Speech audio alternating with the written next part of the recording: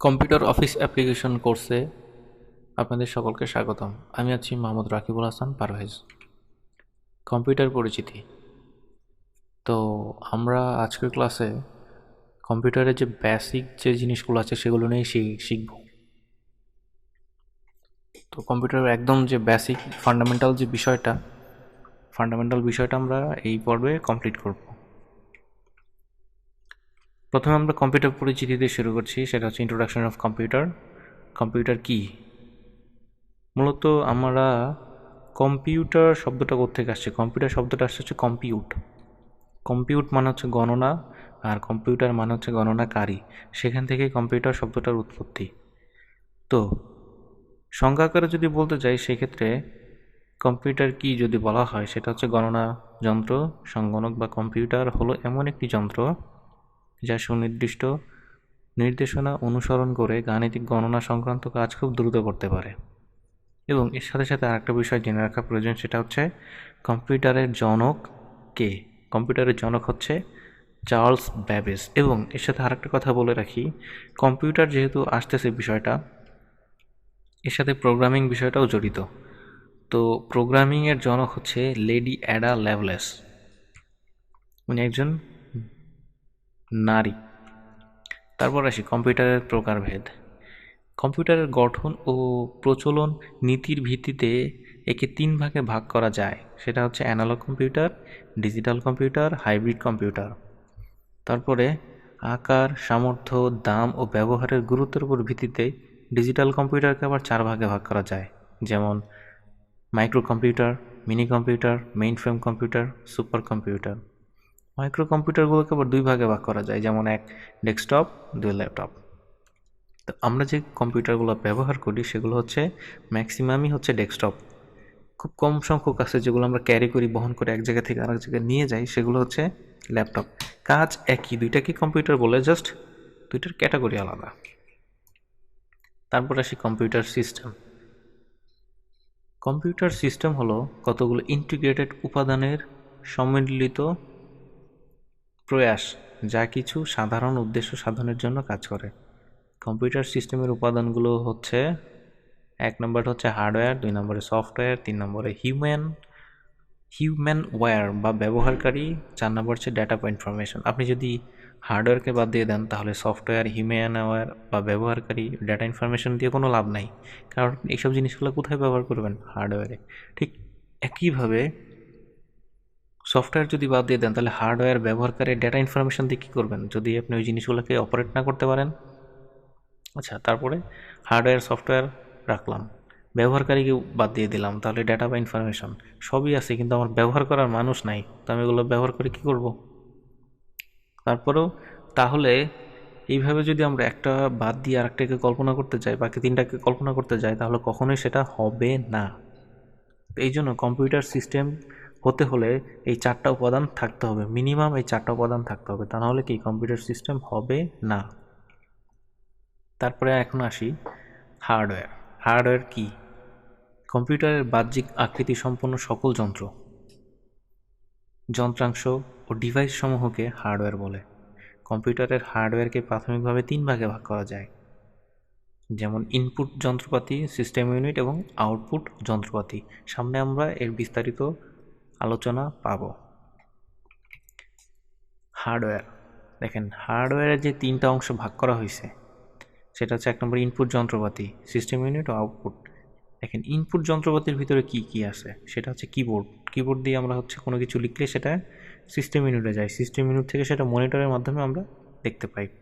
ঠিক একই রকম mouse, disk, scanner, card reader, digital camera, এই সব কিছুর মাধ্যমে আমরা সিস্টেম ইউনিটে তথ্য প্রবেশ করাই। এবং সিস্টেম ইউনিটে কি motherboard, processor, RAM, hard disk, graphics card, LAN card, sound card, এই সবগুলো এগুলোকে প্রসেসিং করে আউটপুট যন্ত্রপাতি কি আছে, মনিটর, প্রিন্টার, টিক্স, স্পিকার, প্রজেক্টর, হেডফোন, এগুলোর মাধ্যমে আমাদের সামনে উপস্থাপন করে। এখন আসি সফটওয়্যার। সফটওয়্যার কি? সমস্যার সমাধান বা কার্য সম্পাদনের উদ্দেশ্যে কম্পিউটারের ভাষায় মানে প্রোগ্রামিংয়ের ভাষায় ধারাবাহিকভাবে সাজানো নির্দেশমালাকে প্রোগ্রাম বলে। এই প্রোগ্রাম বা প্রোগ্রাম সমষ্টি যা কম্পিউটারের হার্ডওয়্যার ও ব্যবহারকারীর মধ্যে সম্পর্ক সৃষ্টি করে। তার মানে দেখেন, প্রথমে কি বলছে এখানে, ধারাবাহিকভাবে সাজানো নির্দেশমালাগুলোকে প্রোগ্রাম বলে। তারপর এই প্রোগ্রাম মানে এই সফটওয়্যার বা সফটওয়্যারের সমষ্টি কম্পিউটারের হার্ডওয়্যার এবং ব্যবহারকারীর মধ্যে সম্পর্ক সৃষ্টি করে। তার মানে হার্ডওয়্যার এবং ব্যবহারকারীর মধ্যে যে সংযোগ স্থাপন করে তা সেই কাজটা করে সফটওয়্যার। হার্ডওয়্যারকে আরও কার্যক্ষম করে তোলে। তার মানে প্রোগ্রাম বা প্রোগ্রামের সমষ্টি কম্পিউটারের হার্ডওয়্যার ও ব্যবহারকারীর মধ্যে সম্পর্ক সৃষ্টির মাধ্যমে হার্ডওয়্যারকে আরও বেশি বেশি কাজে লাগাতে পারে। যে এই কাজটা করে তাকেই সফটওয়্যার বলা হয়। তার মানে হার্ডওয়্যার এবং ব্যবহারকারীর মধ্যে সম্পর্ক সৃষ্টিকারী যে মাধ্যম তাকেই আমরা সফটওয়্যার বলতে পারি। কম্পিউটারের সফটওয়্যার আবার দুই ভাগে ভাগ করা হয় এটাকে। এক হচ্ছে সিস্টেম সফটওয়্যার, দুই হচ্ছে অ্যাপ্লিকেশন সফটওয়্যার। সিস্টেম সফটওয়্যারটা কি? সিস্টেম সফটওয়্যারটা হচ্ছে কম্পিউটারের বিভিন্ন ইউনিটের মধ্যে কাজের সমন্বয় রক্ষা করে। যেমন আমরা তিনটা ইউনিট দেখছি না, আউটপুট ইউনিট, ইনপুট ইউনিট এবং সিস্টেম ইউনিট। এই ইউনিটের মধ্যে কাজের সমন্বয় রক্ষা করে ধারাবাহিক বা ব্যবহারিক প্রোগ্রাম নির্বাহের জন্য কম্পিউটারের সামর্থ্যকে সার্থকভাবে নিয়োজিত রাখে। অ্যাপ্লিকেশন সফটওয়্যার কি? ব্যবহারিক সমস্যার সমাধান বা ডেটা প্রক্রিয়াকরণের জন্য ব্যবহৃত প্রোগ্রামকে অ্যাপ্লিকেশন সফটওয়্যার বলে। সিস্টেম সফটওয়্যার হচ্ছে কম্পিউটারের যে ইউনিট আছে তিনটা, সেই তিনটা ইউনিটকে একসাথে করে কাজ করানো হয়। এবং অ্যাপ্লিকেশন সফটওয়্যারটা হচ্ছে সিস্টেম সফটওয়্যারের ভিতরে রান করানো হয় এটাকে। এটা কি? কোনো ব্যবহারিক সমস্যা সমাধান বা ডেটা প্রক্রিয়াকরণের জন্য ব্যবহার করা হয়। তারপরে ব্যবহারিক সমস্যা সমাধানের জন্য অনেক রকম তৈরি প্রোগ্রাম বাণিজ্যিক পণ্য হিসেবে পাওয়া যায়, যাকে সাধারণত প্যাকেজ প্রোগ্রামও বলা হয়। এখন আসি অপারেটিং সিস্টেম সফটওয়্যারটা কি, বা অপারেটিং সিস্টেম আমরা যে পূর্বে পড়লাম সিস্টেম সফটওয়্যার, এই সিস্টেম সফটওয়্যারটাই হচ্ছে অপারেটিং সিস্টেম। তো অপারেটিং সিস্টেমটা হচ্ছে এমন একটি সফটওয়্যার যা কম্পিউটার প্রোগ্রামের এক্সিকিউশনকে নিয়ন্ত্রণ করে এবং যা scheduling, debugging, input output control, accounting, compilation, storage assignment, data management এবং আনুষঙ্গিক কাজ করে থাকে। ঠিক আছে? তো বিভিন্ন ধরনের আমাদের অপারেটিং সিস্টেম আছে। এর ভিতরে হচ্ছে DOS, Windows 95, Windows 98, Windows 2000, Unix, Ubuntu, Mint operating system, Debian, Fedora, Mac OS, Windows XP, Windows Vista, Windows 7, Windows 8, Windows 8.1, Windows 10, Windows 11, Linux এর ভিতরে অন্যতম।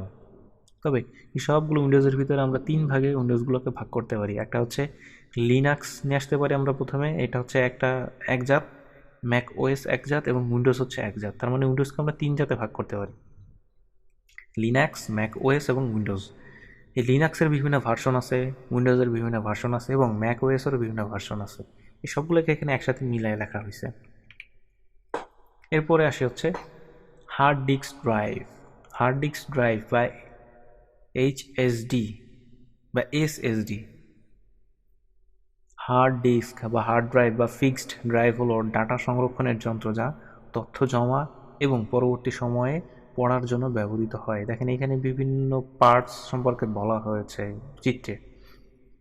আপনার একটা হার্ড ডিস্ক দেখতে কীরকম হয়, তারপরে হচ্ছে কিভাবে কাজ করে, জাস্ট হার্ড ডিস্কের এক্সরে এখানে দেখানো হয়েছে। তারপর হচ্ছে হার্ড ডিস্ক ড্রাইভের ভিতরে প্রবেশ করলে কীরকম দেখায় সফটওয়্যারের মাধ্যমে, সেটা হচ্ছে এটা ইন্টারফেস। আপনার দেখেন ফোল্ডার দেখাবে, তারপর ডিভাইস অ্যান্ড ড্রাইভস দেখাবে। হ্যাঁ, এই আমাদের কাজ হচ্ছে ডিভাইস অ্যান্ড ড্রাইভস। আমরা মেমোরি কার্ড দেখেছি মোবাইলের সম্ভবত, তবে মোবাইলের মেমোরি কার্ড এবং হার্ড ডিস্ক একই রকম, শুধু এটা একটু বড়, এটা একটু ছোট। আর মোবাইলের মেমোরি কার্ডের ভিতরে প্রবেশ করলে আমাদের অনেকগুলো ফোল্ডার দেখা, আর এখানে মেমোরি কার্ডের মতো করে হার্ড ডিস্কে ভাগ করা হয়েছে, 30 জিবি, 80 জিবি, এইভাবে বিভিন্নভাবে ভাগ করা আছে এখানে। এখন আসি হার্ড ডিস্ক ড্রাইভের ক্যালকুলেশন, বলতেছে মেমোরি স্টোরেজ অফ ক্যালকুলেশন। 8 বিটে 1 বাইট, 1024 বাইটে 1 কিলোবাইট, তারপরে 1024 কিলোবাইটে 1 মেগাবাইট, 1024 মেগাবাইটে 1 জিবি, 1024 জিবিতে 1 টেরাবাইট, 1024 টেরাবাইটে 1 পেটাবাইট, 1024 পেটাবাইটে 1 এটাবাইট, 1024 এটাবাইটকে সমান 1 জেটাবাইট, 1024 জেটাবাইট সমান 1 ইটাবাইট। এখন আসি ফাইল ও ফোল্ডার। ফাইল কী জিনিস এবং ফোল্ডার কী জিনিস?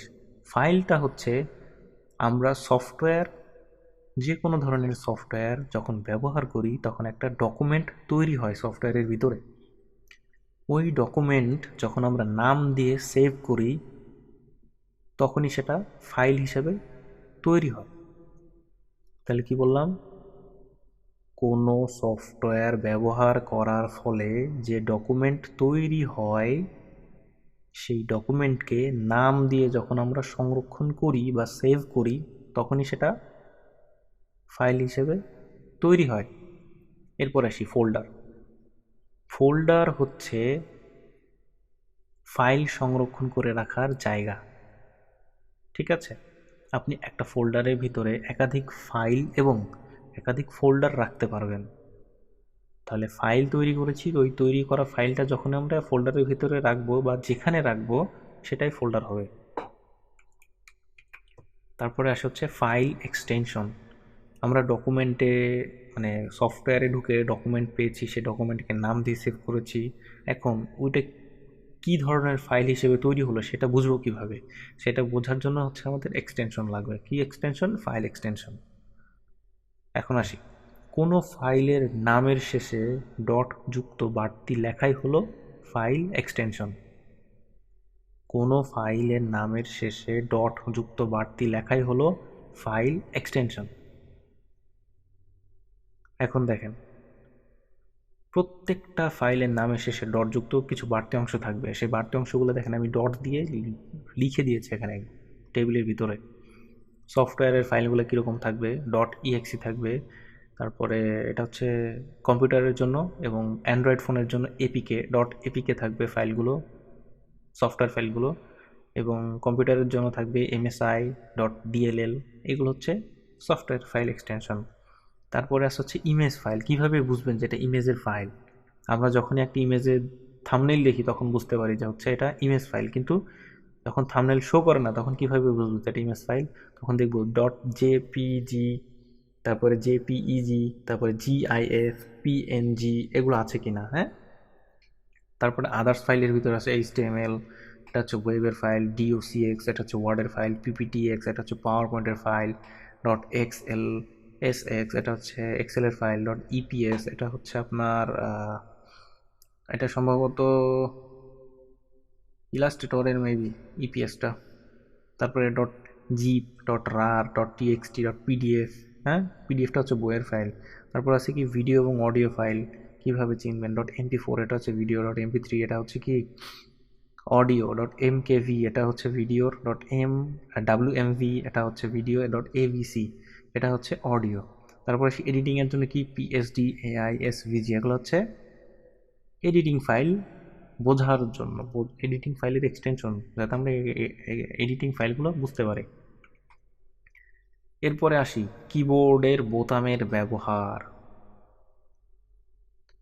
1 নম্বর দেখেন লেখায় লিখে দিয়েছি, সেটা হচ্ছে ব্যাক স্পেস।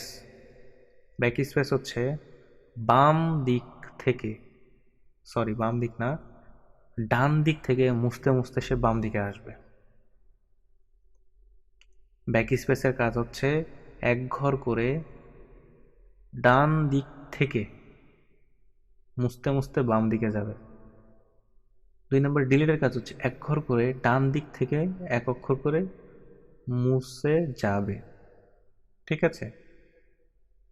তারপর আছে কি এন্টার, যেখানে মাউস কার্সর থাকবে সেখান থেকে লাইন ভেঙে পরের লাইনের শুরুতে চলে আসবে। তারপর শিফটের কাজ কি? নর্মালি আমাদের কিবোর্ডটা ছোট হাতে অবস্থায় থাকে প্রত্যেকটা বোতামে, তবে শিফট চেপে ধরে যদি কোনো অক্ষর লিখি আমরা তখনই সেটা বড়দের হয়। তারপরে কি স্পেস, এক ঘর করে ফাঁকা জায়গা হবে। ক্যাপসুল লক চাপলে কি কিবোর্ডের সব অক্ষর তখন বড় হাতে কনভার্ট হয়ে যায়। তো একবার ক্যাপসুল লকটা প্রেস করলে একটা লাইট জ্বলে। ক্যাপসুল লকটা যখন অ্যাক্টিভ থাকে তখন লাইটটা জ্বলবে, এবং ক্যাপসুল লকটা যখন ডিঅ্যাক্টিভ থাকবে তখন লাইটটা জ্বলবে না। তো ক্যাপসুল লক অন থাকলে কি হবে? সব অক্ষর তখন বড় হাতে হতে থাকবে। এরপরে দেখেন এখানে কিবোর্ডের ছবি দেওয়া আছে, কোথায় কোন বোতামগুলো আছে। যেমন স্কেপ বাটন একদম উপরের কোনায় আছে, ট্যাবটা তার নিচে আছে, capsule lock, shift, control, alter, space bar, Windows, property, enter, arrow. এই সাইডে দেখেন মাঝখানে চারটা বোতাম আছে, সেটা হচ্ছে অ্যারো চিহ্ন বোঝানো হয়। অ্যারো চিহ্নের উপরের যে বোতামগুলো আছে এগুলোকে কমান্ড কি বলা হয়। তারপর দেখেন এন্টার বাটন আছে, তারপর অপারেশন কি আছে, এ থেকে জেড পর্যন্ত, মানে 1 থেকে 0 পর্যন্ত, এবং কিছু চিহ্ন দেওয়া আছে, পাংচুয়েশন, মানে এই সবগুলোকে একসাথে অপারেশন কি বলা হয়। এবং একদম সবার উপরে দেখেন F1 থেকে F12 পর্যন্ত এগুলো দেওয়া আছে, এগুলো হচ্ছে ফাংশন কি বলা হয়। তারপরে একদম হাতের ডান দিকে নিউম্যারিক কি আছে, এবং উপরে দেখেন নামলক নামে একটা বাটন দেওয়া আছে। এই বিষয়গুলো হচ্ছে আমরা খেয়াল রাখবো। এবং কিবোর্ডে টোটাল বোতাম আছে হচ্ছে 104টা, এটা হচ্ছে স্ট্যান্ডার্ড মান। এরপরে আসি মাউসের পরিচিতি ও ব্যবহার। মাউসের বাটন থাকে দুইটা, একটা হচ্ছে রাইট সাইডে, একটা হচ্ছে লেফট সাইডে, আর মাঝখানে থাকে হচ্ছে হুইল। এবং মাউস পয়েন্টারটা হচ্ছে তীরের মতো দেখতে হয়, আর মাউস কার্সরটা হয় একটা দাগ যা জলে ও নেভে, মানে ব্লিঙ্ক করতে থাকে। তো আমরা পয়েন্টার এবং কার্সর এই দুইটা ভালো করে মনে রাখবো। তারপর আসে মাউসের ছবি। এখন মাউসের ছবিতে দেখা যাচ্ছে কি একটা কেবল আছে, রাইট সাইডে ক্লিক, রাইট ক্লিক আছে একটা, তারপর লেফট ক্লিক এবং হুইল আছে একটা। হ্যাঁ, এবং মাউসটা দেখতে এরকম।